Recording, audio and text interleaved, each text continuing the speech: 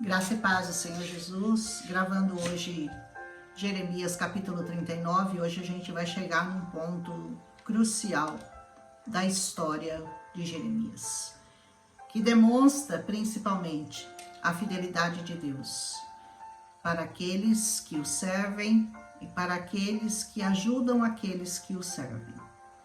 Nesse capítulo, Jerusalém vai ser sitiada por Nabucodonosor e tomada. Isso aconteceu ela foi tomada entre janeiro de 588 a.C. até junho de 587 a.C. Então, basicamente, demoraram 1 ano e meio para tomar toda a cidade, ok? E aí diz que eles, após tomarem a cidade, eles levaram todos os oficiais do rei da Babilônia vieram, depois que eles derrubaram o muro de Jerusalém, todos os oficiais vieram e se assentaram junto à porta do meio. Eles eram Nergal-Sarezer de Sangar, Nebo-Sarzaqzim, um dos chefes dos oficiais, e Nergal-Sarezer, um alto oficial, e todos os outros do rei da Babilônia. Quando Zedequias, o rei de Judá, e todos os seus soldados ficaram sabendo, viram, o que tinha acontecido, o muro tinha sido derrubado e a cidade tinha sido invadida, eles fugiram à noite, na direção do Jardim Real, pela porta entre 2 muros, e foram em direção a Arabá. Mas o exército babilônico os perseguiu, os alcançou e os prendeu. Eles capturaram e o levaram até Nabucodonosor, rei da Babilônia, em Ribla, na terra de Amate, aonde ele foi sentenciado. Em Ribla, o rei da Babilônia mandou executar seus 2 filhos na frente dele.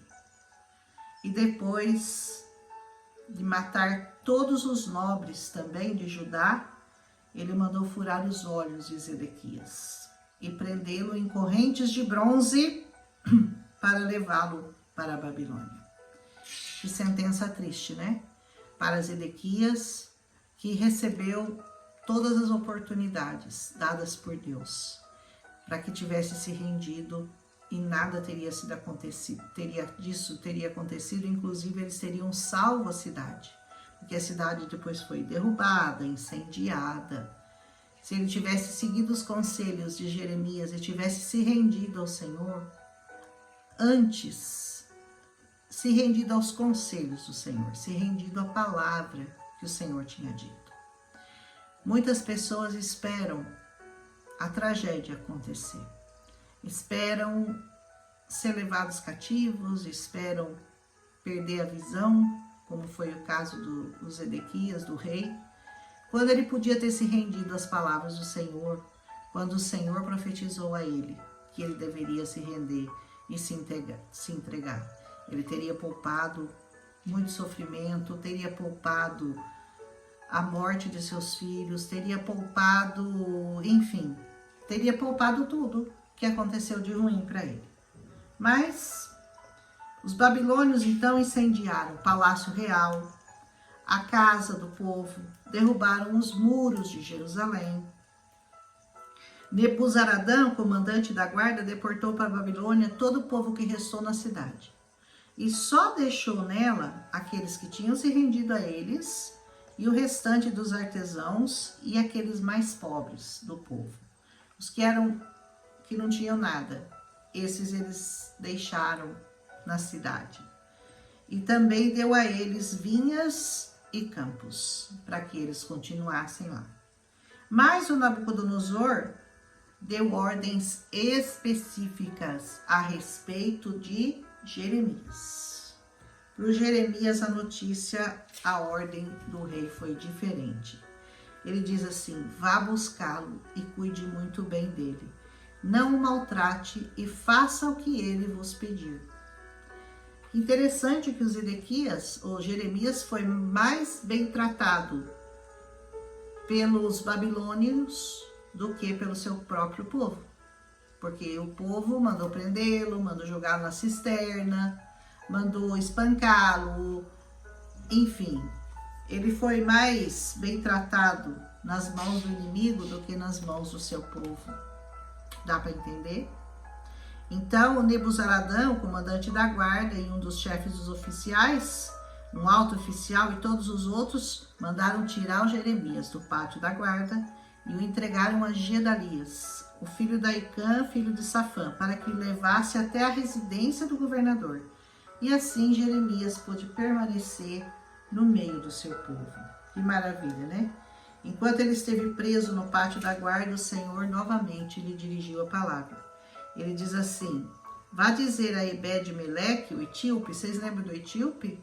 Do capítulo passado, aquele que, quando soube que o Jeremias tinha sido jogado na cisterna, estava lá na lama, no buraco, ele mandou tirar o Jeremias, ele foi lá e intercedeu junto ao rei para que tirassem o Jeremias daquela situação, pois ele vai ser recompensado. Diz assim diz o Senhor dos Exércitos, os Deus de Israel: estou para cumprir as minhas advertências contra essa cidade. Isso já vai acontecer, com desgraça e não com prosperidade. Foi o que o Senhor havia dito. Naquele dia elas se cumprirão diante dos seus olhos, mas eu o resgatarei naquele dia.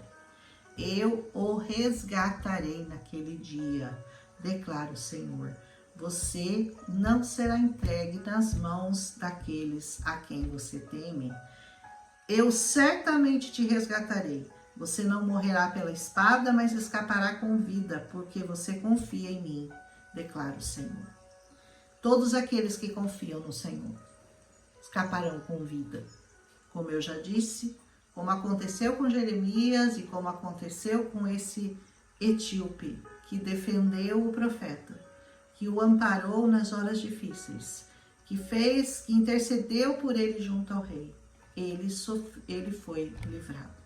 Quando você intercede por um servo de Deus, quando você vê que alguém está sendo injustiçado, e você vai na presença do rei, na presença do Senhor, e você se coloca e você defende aquela pessoa, você sabe que aquela pessoa está sofrendo injustiça e você intercede por ela. Sabe o que acontece com você? Você recebe o prêmio, você é reconhecido pelo Senhor, você é premiado, você recebe as bênçãos do Senhor sobre a sua vida, você não é morto, principalmente morte eterna. Porque o Senhor, quando Ele nos salva com salvação e com vida eterna. Amém? Esse capítulo, embora bastante triste, traz essa lição para nós, né? Aqueles que amam o Senhor e que o temem e que não deixam de dizer a sua palavra em qualquer circunstância da sua vida, mesmo dentro de um poço escuro, cheio de lama, esses serão recompensados no final. Amém? Então, não espere até o final, né? Para você esperar a desgraça vir sobre a sua vida. Renda-se às palavras do Senhor, renda-se às promessas do Senhor, renda-se às profecias dessa palavra santa e poderosa. Amém? Fiquem em paz e até amanhã. Nós já estamos chegando aqui no capítulo 40 de Jeremias. Logo, logo nós vamos passar para os Lamentações e depois os profetas menores.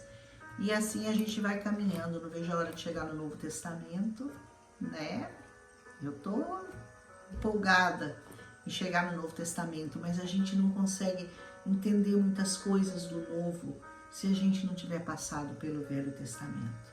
Amém? Então vamos continuar entendendo tudo o que está acontecendo aqui e como as promessas do Senhor têm se cumprido dia após dia, ano após ano, geração após geração, milênio após milênio. Amém? Um abraço em Cristo Jesus. Até amanhã.